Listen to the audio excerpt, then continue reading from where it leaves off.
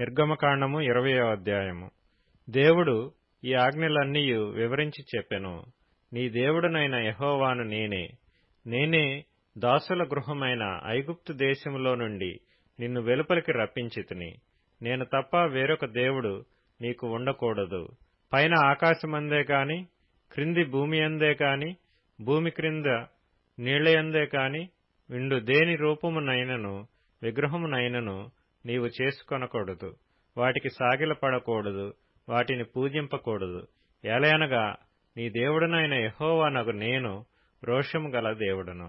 నన్ను ద్వేషించు వారి విషయములో 3-4 తరముల వరకు తండ్రుల దోషమును కుమారుల మీదికి రప్పించుచు, నన్ను ప్రేమించి నా ఆజ్ఞలు గైకొను వారిని 1000 తరముల వరకు కరుణించువాడనై ఉన్నాను.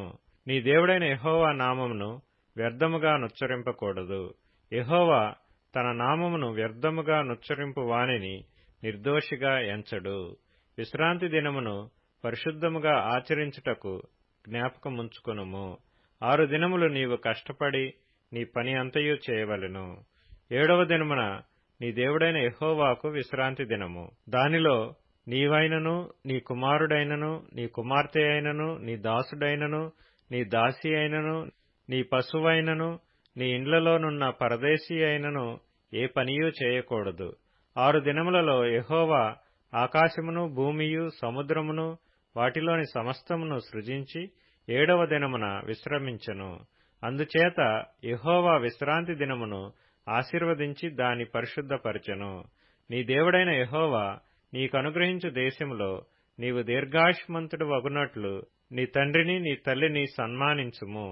నరహత్య చేయకూడదు, వ్యభిచరింపకూడదు, దొంగిలకూడదు, నీ పొరుగువాని మీద అబద్ధ సాక్ష్యము పలకకూడదు, నీ పొరుగువాని ఇల్లు ఆశింపకూడదు, నీ పొరుగువాని భార్యనైనను, అతని దాసునైనను, అతని దాసినైనను, అతని ఎద్దునైనను, అతని గాడిదనైనను, నీ పొరుగువానిదగు దేనినైనను ఆశింపకూడదు అని చెప్పెను.